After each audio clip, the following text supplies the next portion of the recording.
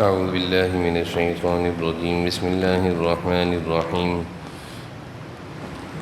ويل للمطففين الذين إذا اكتالوا على الناس يستوفون وإذا كالوهم أو وزنوهم يخسرون ألا يظن أولئك أنهم مبعوثون ليوم عظيم يوم يقوم الناس لرب العالمين كلا إن كتاب الفجار لفي سجين وما أدراك ما سجين كتاب مرقوم ويل يومئذ للمكذبين الذين يكذبون بيوم الدين وما يكذب به إلا كل معتد أثيم إذا تتلى عليه آياتنا قال أساطير الأولين صدق اللہ العظیم۔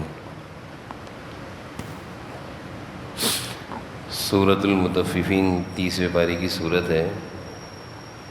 آج سے یہ سورت شروع ہو رہی ہے۔ جناب نبی کریم صلی اللہ علیہ وسلم جب مدینہ منورہ تشریف لائے تو وہاں پہ لوگوں کو دیکھا کہ وہ ناپ تول میں کمی کرتے ہیں۔ ناپ تول کی کمی یہ کہتے ہیں کہ جب کسی سے کوئی چیز لیں تو پوری لیں، اور جب کسی کو کوئی چیز دیں تو تول میں کمی کر دیں، یعنی کلو کی جگہ 3 پاؤ دے دیں۔ تو اس چیز کو دیکھ کر آپ صلی اللہ علیہ وسلم نے جب اس کو دیکھا تو مدینہ منورہ میں یہ صورت نازل ہوئی۔ یہ پہلی صورت تھی مدینہ میں آپ صلی اللہ علیہ وسلم کے آنے کے بعد نازل ہوئی، جس میں اس گناہ سے، اس برائی سے روکا گیا ہے۔ ناپ تول کی کمی، کسی کا حق مارنا، یہ اتنا بڑا جرم ہے کہ قوم شعیب پوری اس جرم کی وجہ سے ہلاک ہوئی تھی۔ ان کا جرم کیا تھا؟ وہ یہی کیا کرتے تھے، لوگوں کے حق میں ڈنڈی مارا کرتے تھے۔ اللہ تعالیٰ نے اس سورت کا نام بھی مطففین رکھا۔ مطففین کہتے کس کو ہیں؟ ناپ تول میں کمی کرنا، یعنی کسی کا حق دبا دینا، کسی کا حق مارنا۔ یہ ایک معاشرے کا ایک بہت بڑا جرم ہے، گناہ ہے، کہ جو ظالم ہوتا ہے، جس کے پاس طاقت ہوتی ہے، جس کے پاس تعلقات ہوتے ہیں، جس کے پاس عہدہ ہوتا ہے، وہ مظلوم، کمزور، مجبور آدمیوں کے حق مارتے ہیں، دباتے ہیں، ظلم کرتے ہیں، ناانصافی کرتے ہیں۔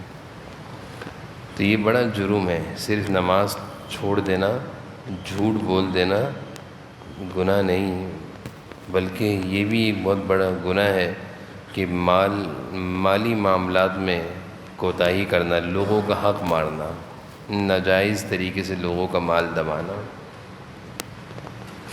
تو مطففین کے ایک معنی تو یہ ہیں ناپ تول میں کمی کرنا۔ کسی کو کوئی چیز دے رہے ہیں، اس میں کم کر کے دینا۔ جیسے ہمارے بازاروں میں ایسا ہوتا ہے، وزن کچھ لکھتے ہیں، اندر سے کچھ نکلتا ہے، تو یہ اسی میں داخل ہے۔ ویل للمطففین، اللہ فرما رہے ہیں ہلاکت ہے، خرابی ہے ناپ تول میں کمی کرنے والوں کی، ترازو میں ڈنڈی مارنے والوں کے لیے ہلاکت ہے۔ تو ایک مطلب اور ایک مفہوم تو اس کا یہ ہے۔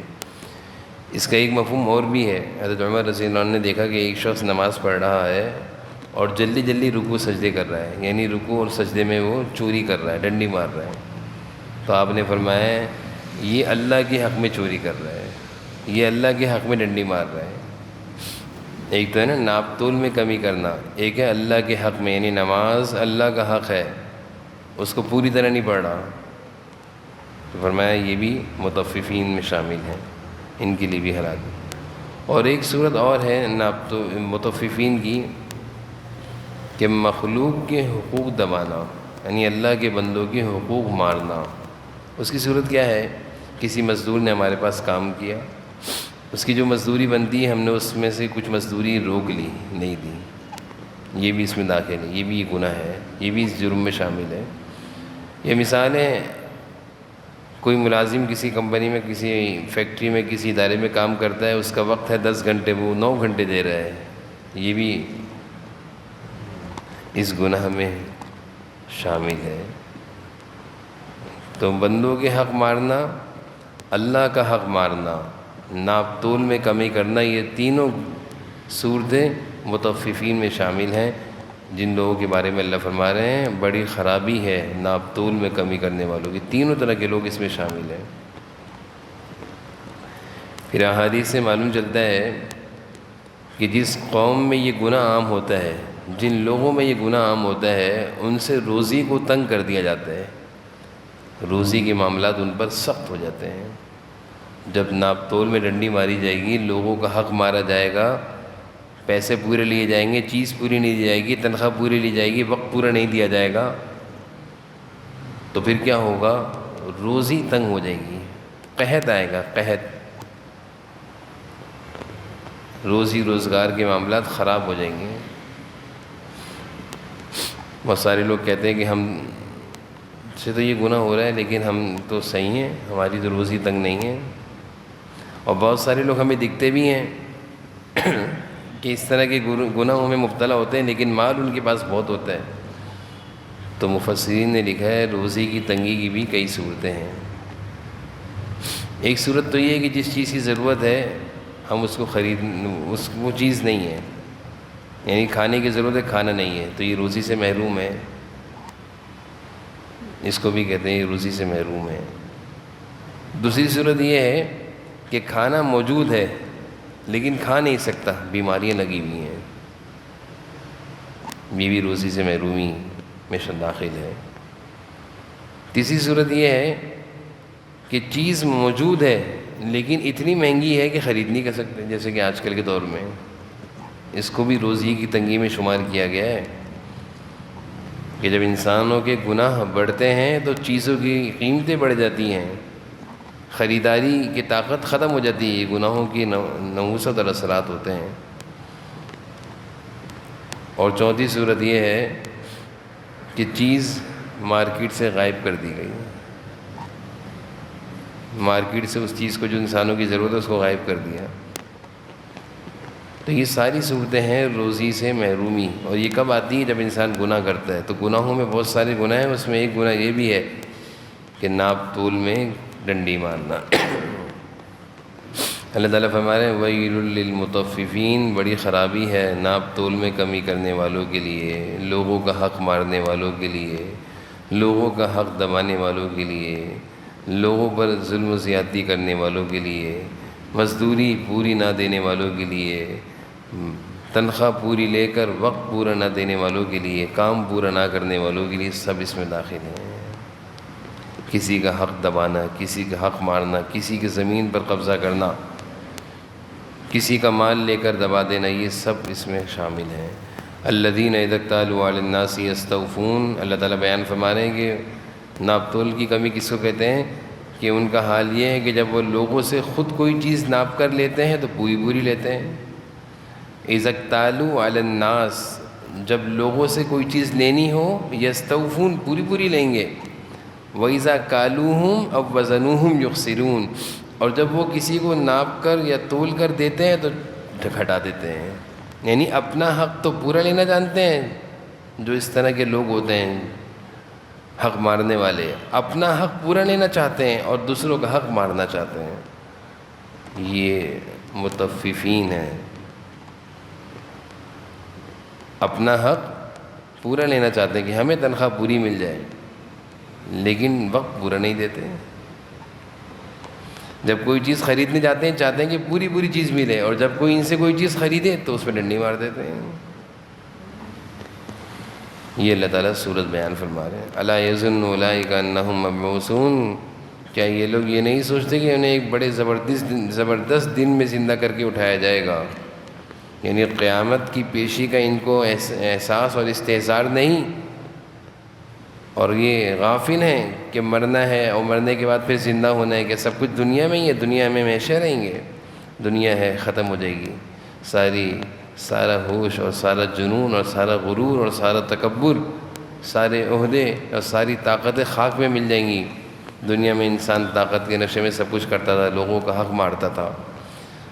الا یظن، کہ ان کو یہ گمان نہیں کہ مریں گے اور پھر قیامت کے دن اٹھیں گے، اور پھر یوم یقوم الناس، جس دن اللہ رب العالمین سب لوگوں کے سب لوگوں کو اپنے سامنے کھڑا کریں گے. یوم یقوم الناس، جس دن لوگ کھڑے ہوں گے رب العالمین کے سامنے، حساب و کتاب کے لیے کھڑے ہوں گے. اللہ کے سامنے پیشی ہوگی، حساب و کتاب ہوگا. تو جس کو اللہ کے سامنے پیشی کا یقین ہو، ڈر ہو، حساب و کتاب کا یقین ہو، ڈر ہو، قیامت کے دن سے ڈرتا ہو کہ حساب و کتاب دینا ہے، وہ تو ایسے کام نہیں کرے گا. اور جس کو یہ یقین ہی نہ ہو کہ مرنا ہے، مرنے کے بعد حساب و کتاب ہے، قیامت ہے، اللہ کے سامنے پیشی ہے، وہ اور بھی بہت کچھ کرے گا. تو قرآن ہمیں یہ پیغام دیتا ہے کہ اپنے سامنے مرنے کو یاد رکھو. مرنا ہے، دنیا چھوڑنی ہے. آج اگر ہم اللہ کو ناراض کر کے ناجائز اور حرام کام کر کے لوگوں کا حق دبا کر لوگوں پر ظلم و زیادتی کر کچھ کر رہے ہیں، تو اس کا خیال رہے کہ یہ سب کچھ چھوٹے گا. مریں گے، قبر میں جائیں گے، اٹھیں گے، حساب و کتاب دیں گے اللہ کے سامنے، اور پھر خدا نہ کرے جہنم کا فیصلہ ہو. کلا ان کتاب الفجار لفی سجین، گنہگاروں کا ٹھکانہ ہرگز ایسا نہیں. یقین جانو کہ بدکار لوگوں کا اعمال نامہ سجین میں ہے، ایک بری جگہ ہے جہاں پہ برے لوگوں کے نامہ اعمال جمع کیے گئے ہیں. وما ادراک ما سجین، تمہیں کیا معلوم سجین کیا چیز ہے جس میں گنہگاروں کے نامہ اعمال کو رکھا جاتا ہے. گنہگاروں کے نامہ اعمال بھی ایک جگہ رکھے جاتے ہیں، نیک لوگوں کے نامہ اعمال کو بھی ایک جگہ رکھا جاتا ہے. نیک لوگوں کے نامہ اعمال سے خوشبوئیں اٹھتی ہیں کیونکہ اس میں نیکیاں ہوتی ہیں. گنہگاروں کے نامہ اعمال سے بدبوئیں اٹھتی ہیں کیونکہ اس میں گناہ ہوتے ہیں. اس لیے نیک لوگوں کے نامہ اعمال کو آسمانوں پر محفوظ کیا جاتا ہے، گنہگاروں کے نامہ اعمال کو زمینوں کی تہوں میں محفوظ جمع کیا جاتا ہے، رکھا جاتا ہے. تو اللہ تعالیٰ یہی فرما رہے ہیں کہ یقین جانو بدکار لوگوں کا اعمال نامہ سجین میں ہے. سجین کے لفظی معنی ہوتے ہیں قید خانے کے. وما ادراک ما سجین، تمہیں کیا معلوم سجین کیا چیز ہے. کتاب مرقوم، وہ ایک لکھی ہوئی کتاب ہے، وہ ایک لکھی ہوئی کتاب ہے. ویل یومئذ للمکذبین، اس دن بڑی خرابی ہوگی حق جھٹلانے والوں کے لیے. کون لوگ ہیں حق جھٹلانے والے؟ الذین یکذبون بیوم الدین، جو جزا و سزا کے دن کو جھٹلاتے تھے. ان کو یقین ہی نہیں تھا کہ مرنا ہے، حساب و کتاب ہونا ہے. وہ کہتے تھے جو بھی ہے بس دنیا ہے، مزے کرو، کھاؤ پیو، زیادتیاں کرو، ظلم کرو، ناانصافیاں کرو، لوگوں کا حق مارو، لوگوں کو ستاؤ. اللہ کی نافرمانی سے ڈرتے نہیں تھے. تو اللہ فرما رہے ہیں بڑی خرابی ہے ایسے لوگوں کے لیے جن کو یہ یقین ہی نہیں کہ مرنا ہے، آخرت کے دن کو جھٹلاتے ہیں.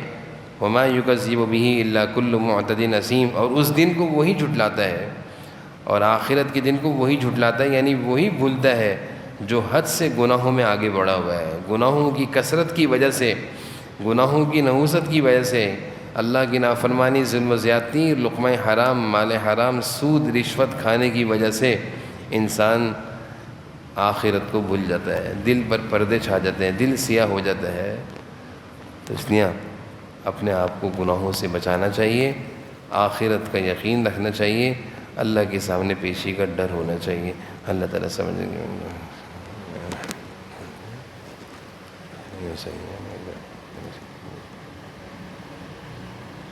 صلی اللہ علیہ وسلم.